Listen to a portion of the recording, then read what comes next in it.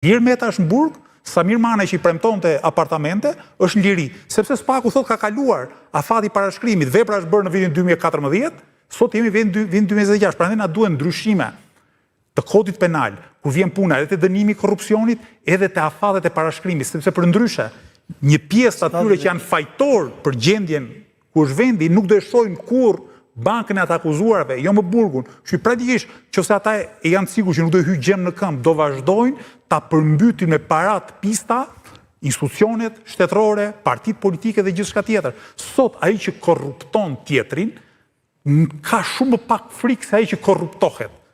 Dhe kjo është vërtet skandaloze. Prandaj që ne ta ndryshojmë gjendjen, do duhet kemi edhe ndryshime ligjore edhe forcim të institucioneve që merren me luftën ndaj korrupsionit dhe kapjen e shtetit. Qartë, pyetje e fundit si pyetje në raport me protestat ju do vijoni, sikurse thatë, është një platformë që keni patur thjesht gjatë gjithë kohës, do t'i përngjajnë ndonjëherë protestat tuaja asaj që u zhvillua 2 ditë më parë të Partisë Demokratike? Në protestat organizuara nga Lëvizja Bashk nuk do ketë kurrë dhunë.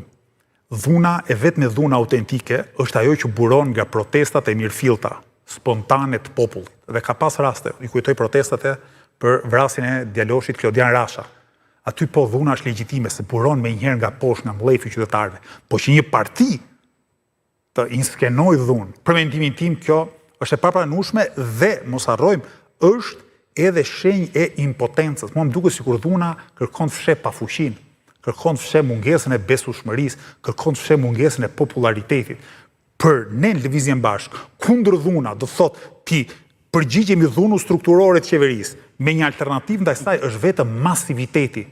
Prandaj, synojmë që të bëjmë ç'është e mundur që protestat tona të jenë sa më masive në kushtet ku, po e them dhe herë, jemi duke u qeverisur nga qeveria më korruptuar 30 ca viteve të fundit, që e ka humbur komplet legitimitetin brenda vendit dhe përpiqet ta kompensojë këtë mungesë legitimiteti brenda me legitimitetin jashtë. E keni vënë besoj re Edi Ramën, që është gati të bëjë lloj-lloj karagjozllëku, e lloj-lloj poshtërsie dhe të natyrës kombëtare, do të falë Sazanin, nesër do të falë Karaburunin, i ka dhënë Italisë Shëngjinin edhe Gjadrin në sovranitetin e atij shteti, ka futur Shqipërinë në një organizatë si vjetër politiku, në fakt, se pas kanë bërë në një organizatë shumë çuditshme si Bordi i Paqes, e shef se si bilbilon në Izrael bëhet hebre, në Vatikan bëhet katolik, në Turqi bëhet musliman, në Kinë do bëhet ateist, një personazh, ma lejo batutën e fundit, ti do e kesh parë besoj filmin Mumja, është një personazh aty që është tamam mishërimi i Edi Ramës.